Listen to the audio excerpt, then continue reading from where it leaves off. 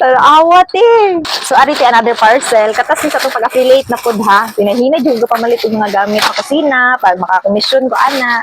So, kani siya, muna ni siya basket nga dikit mo siya sa bumbong. Ako ni siya butanganan ng bumbay, ahos, luyan. Para ma-organize good po ang yung kusina. Ginahinay ako or tarong-tarong akong kusina no, para lami kayo nagluto-luto ba. So, kani siya nga kitchen organizer. Ano ni siya ti? Parang stainless siya kung baga ba. Tare.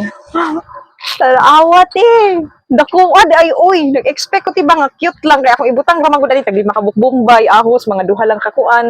Unya, luya mga isa ra pug kadako nga buod yung luya. Ti dako day kay siya. Hala. Pwede pa na ko ni mabutang day drig mga ketchup unsa pa dira.